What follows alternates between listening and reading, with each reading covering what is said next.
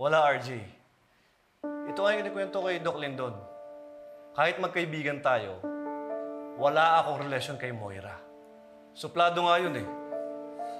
Kinakausap lang ako dahil kaibigan kita. Kapag nagkakaroon kayo ng matinding away, inaaway din niya ako. Dahil alam niya, magkasama tayo sa kalokohan. Eh, ang bait-bait nga natin nun eh.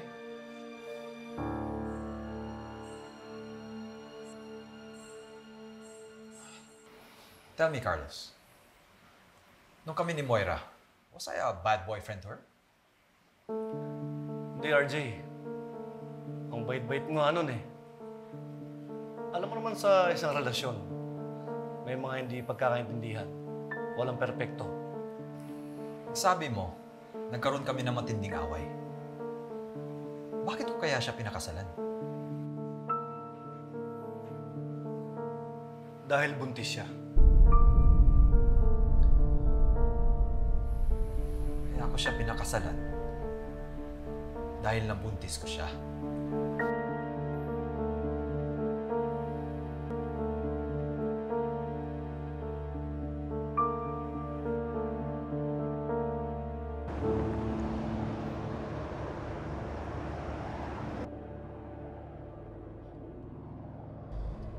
Mami, nasan ka?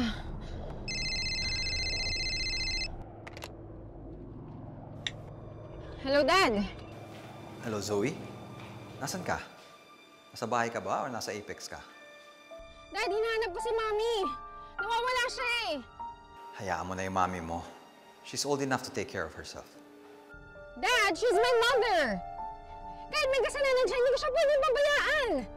Dad, nung ikaw may kasalanan ka sa amin dati, diba hindi naman kita pinabayaan? I remained a dutiful daughter to you. Kaya please, Dad, kailangan ko hanapin si Mami.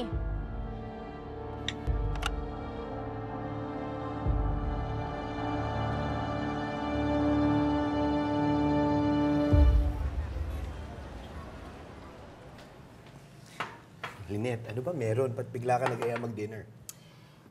Naisip ko kasi ang dami nang nangyari. Kaya gusto ko sana, magkaroon naman tayo ng konting break. Yung makakain tayo ng masarap, yung ganito, yung lutong bahay, di ba? Miss ko to. O, di ba? Uy, Ay, tama ka. Annalyn. O, tamang-tama. Kain na. Saktong-sakto. Saktong-sakto yung pagkakatid namin kay Annalyn. May masarap na pagkain na hinanda. Good evening po, sir. Tita Lynette. Good evening po. Gabi. O, sige, maupo na kayo. Ayun ako. Dito, kumain na kayo dito.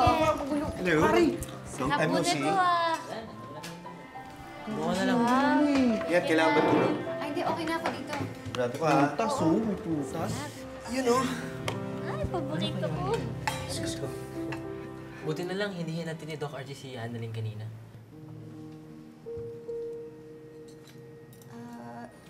Teka, sandali. Si RJ nasa Eastridge kanina? Bakit? Sumama po kasi pakiramdam ni tatay dahil po sa nangyari kagabi. Sinugod ba naman po siya ni Ma'am Moira sa bahay po nila? Eh di ayun, pinalayas niya po si Ma'am Moira. Finally, natauhan rin si RJ. Dapat nga po kakasuhan niya po si Ma'am Moira eh. Kaso sumama po yung pakiramdam niya. Naku, sinasabi ko na nga ba eh. Tama yung hinala ko eh. Anak, pakibigay nga sa kanila. Nga? Ano? Kasi kanina, nakita ko si Moira sa kalye. Tapos ang dumi-dumi, ang dungis. Tapos yung parang lasing pa. Inisip ko, hindi kaya pinalaya siya ni RJ. Yun nga, tama nga ako. Pinalayas nga siya. Nasa kalye po siya, tapos madungis po siya. Eh di ba ang yaman-yaman po nun? Ba't di na lang po siya mag-check-in sa hotel? Baka naman nababaliw na. Alam niyo, delikado yan, ha? Isang nababaliw na Moira na pakalat-kalat sa kalye. Ano yan na nga ba yung kinakatakot ko eh. Paano kung balikan ka? Ako, ito si Annalyn, si RJ. Naku, nakakatakot baka mamaya kung anong gawin niya sa atin. Lynette. Andito ako para sa inyo. Kailan ko ba kayo pinabayaan? Ako baka mamaya madamay pa si Doc Denise. Kaya inisip ko, ano kaya kung kumuha na lang tayo ng bodyguard? Nay, hindi naman po kailangan yun. Sabi po ni tatay, kung susugurin po tayo ni Ma'am Moira, sabihin lang po natin kaagad sa kanya. Siya na daw po yung bahala. Ano naman ang magagawa ng tatay mo? Lynette, marami kang kakampi dito. Mag-isa lang si Moira. Hindi siya obra sa atin. Ganito na lang. I think it's better na kalimutan nyo na lang at enjoy nyo itong pagkakataon na walang Moira sa buhay ninyo at walang manggugulo. Di ba? Huwag kayong mag-alala, Tita Lynette. Regan Tibayan at your service. Ako magiging bodyguard ni Doc Annalyn. Ewan ko sa'yo. Basta ako, may background ako sa boxing. Mauna ako masuntok bago si Annalyn. Masyado niyo namang minamalit si Dr. Santos. She's a smart and a strong woman. Tagal niya rin pinoprotektahan yung sarili niya against Ma'am Moira. Di ba, Doc? But, if you need help, anything, I'm just here. Ayan. Akala ko ba minamalit? Ba't ngayon kailangan ng tulong? Ayan.